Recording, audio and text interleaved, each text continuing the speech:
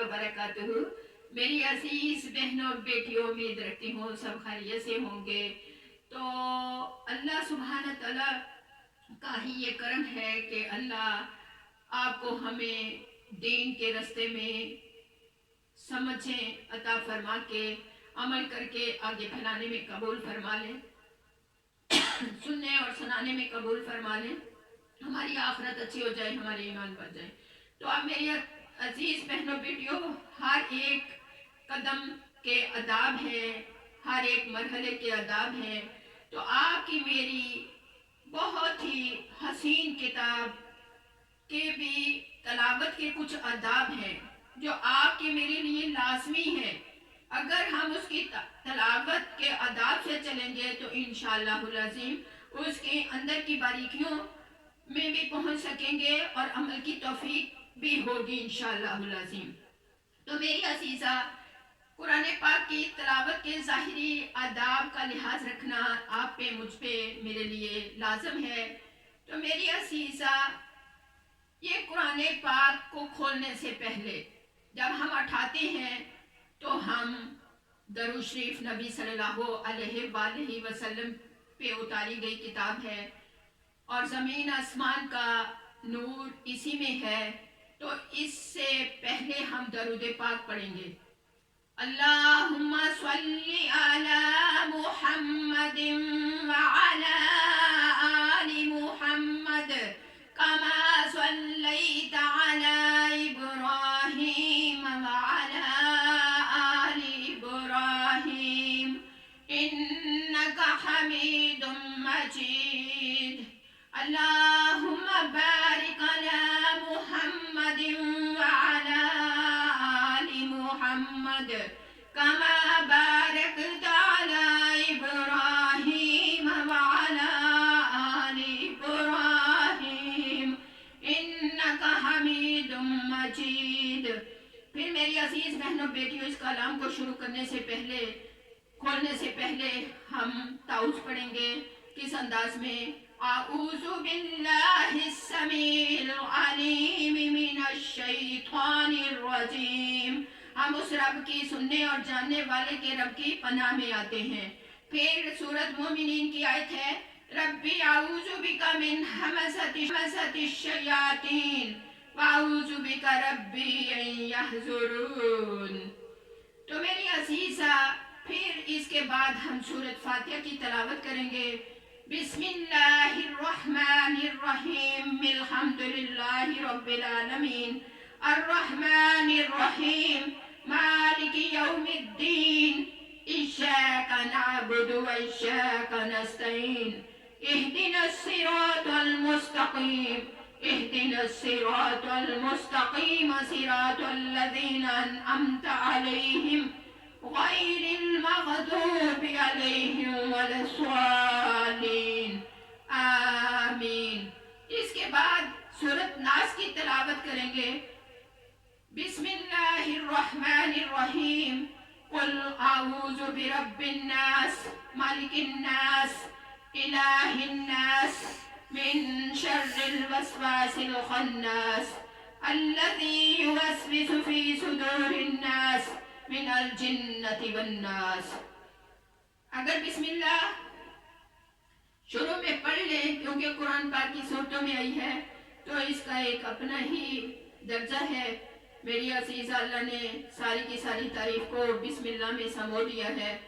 अब मेरी अजीज़ा, जहाँ से हमने तलावत करनी है, जिस शुरू से पहले, जिस सूरत से पहले, जिस रकू से पहले, तो वहाँ हम ताऊज़ और तस्मीया पढ़ के आऊज़ु बिल्लाहि मिनश शैतानिर रजीम, बिस्मिल्लाहिर रहमानिर रहीम पढ़ते हुए वहाँ से तलावत शुरू कर देंगे। अब दूसरा जो अदाब में से दूसरा पहलू है, अक्सर कुरान खानी पे लोगों के घरों में जाना होता है। माएँ, बहनें, बेटियाँ यूँ हाथ में किताब होती है, होंठ बंद और यूँ देख के उसको देख रही होती है। पूछते हैं, मेरी बीबी, ये आप कुरान पढ़ रही हो? कहती हाँ, मैं दिल दे विच ही पढ़ती हूँ। तो मेरी अजीज बहनों बेटियों, दिल दे विच पढ़ना ये तलावत नहीं है, एक मुतालिया है, देख के आंखों से हो रहा है। लेकिन कुरान पाक की तलावत का जो अदब है, लिहाज है, मोहब्बत है, उसको इतना ऊंचा पढ़ा جائے کہ اپنے کانوں کو تو کم از کم سن جائے۔ تو میری عزیزہ، اسی بارے میں ایک واقعہ آپ کے سامنے رکھتی ہوں۔ ایک دفعہ ہمارے محمد مصطفیٰ صلی اللہ علیہ وآلہ وسلم مسجد نبوی میں تشریف لے گئے۔ حضرت ابوبکر صدیق رضی اللہ تعالیٰ عنہ نماز میں تھے اور بہت ہی آہستہ قرآن کو پڑھ رہے تھے، تلاوت کر رہے تھے۔ اور پھر حضرت عمر فاروق رضی اللہ تعالیٰ عنہ وہ تلاوت کر رہے تھے۔ بہت ہی کتاب ہوتی ہے، ہونٹ بند اور یوں دیکھ کے اس کو دیکھ رہی ہوتی ہے۔ پوچھتے ہیں میری بیوی یہ آپ قرآن پڑھ رہی ہو؟ کہتی ہاں میں دل دے وچ ہی پڑھ دی ہوں۔ تو میری عزیز بہنوں بیٹیوں، دل دے وچ پڑھنا یہ تلاوت نہیں ہے، ایک مطالعہ ہے، دیکھ کے آنکھوں سے ہو رہا ہے۔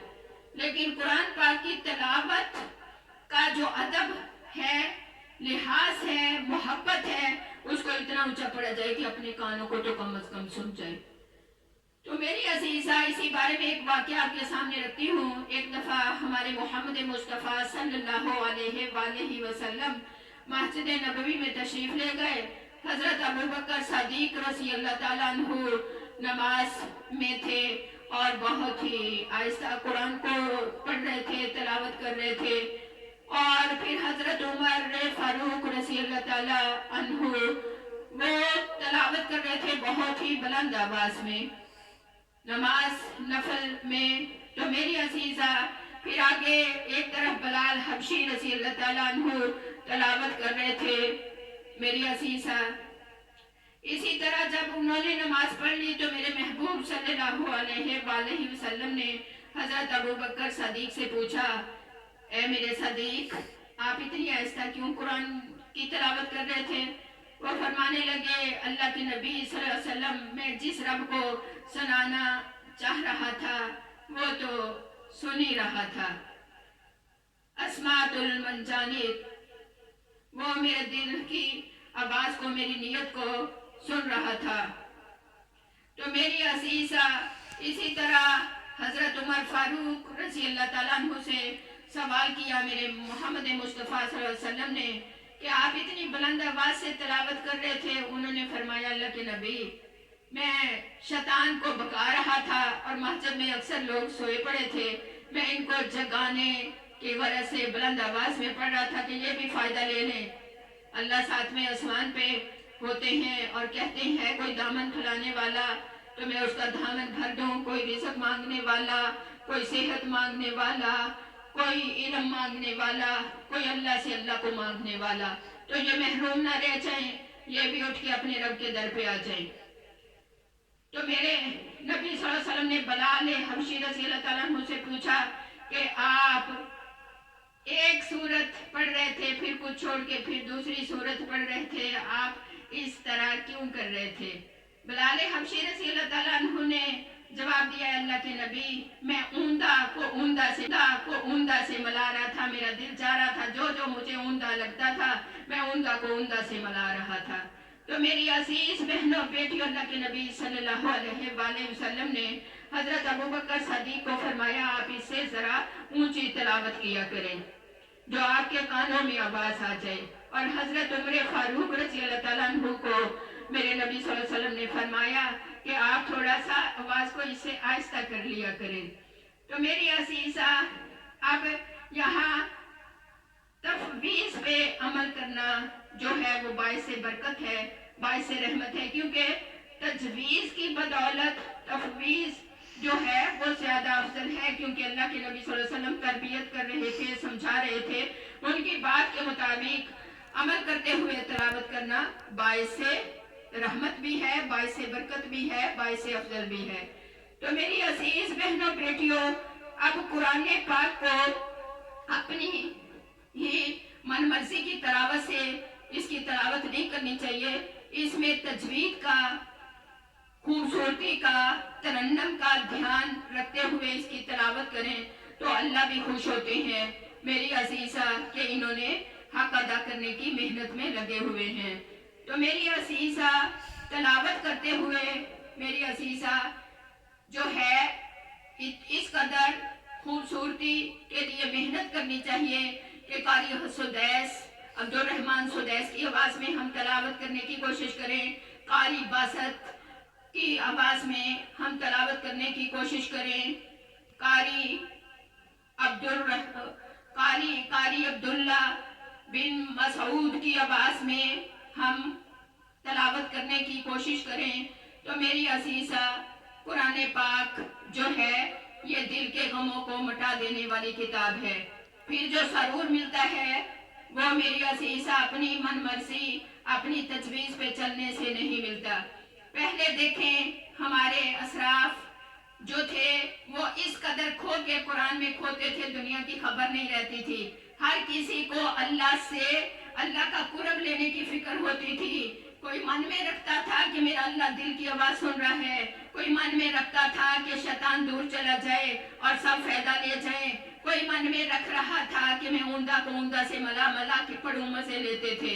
تو میری عزیزہ آج ہمارا پڑھنا جو ہے وہ صرف مطالعہ کی طرح ہوتا ہے. آنکھیں بند اور منہ بند اور قرآن پاک ہاتھ میں لے کے بیٹھے ہیں. آج 10 پارے پڑھ لیے آج 5 پڑھ لیے. تو میری عزیزہ اس سے ہم فائدہ نہیں پا سکتے. میری عزیزہ اب اگلا جو ادب کا پہلو ہے وہ ہے کہ قرآن پاک کو سمجھ کر رو کر پڑھو کیونکہ قرآن میں ڈرایا ہی گیا ہے. اللہ تعالیٰ رونے سے دل کی طرف سے پڑھنے کو پسند فرماتے ہیں. تو میری عزیزہ دل ریزہ ہو جائے, دل سے آنکھوں سے رونا نہ آئے, آنسو نہ گرے, کم از کم دل کو رونے والا بنا لو, دل کو غمزدہ بنا لو. تو میری عزیز بہنوں بیٹیوں قرآن پاک کو اس انداز میں پڑھنا چاہیے کہ یا تو روز کا آدھا پارہ 1 پارہ یا پھر ہفتے میں قرآن ختم ہو جائے یا 2 ہفتوں میں یا مہینے میں اپنی روٹین بنا لینی چاہیے. یہ نہیں کہ کبھی پڑھ لیا کبھی نہ پڑھا, تو کبھی بند رہا کبھی کھول لیا. تو میری عزیزہ اس طرح تو مزے نہیں ملتے. اللہ تعالیٰ ہمیں اس قرآن پاک کی تلاوت کے آداب کے ساتھ اس کو تلاوت کرنے کی توفیق عطا فرمائے. وآخر الدعوانا ان الحمدللہ رب العالمین.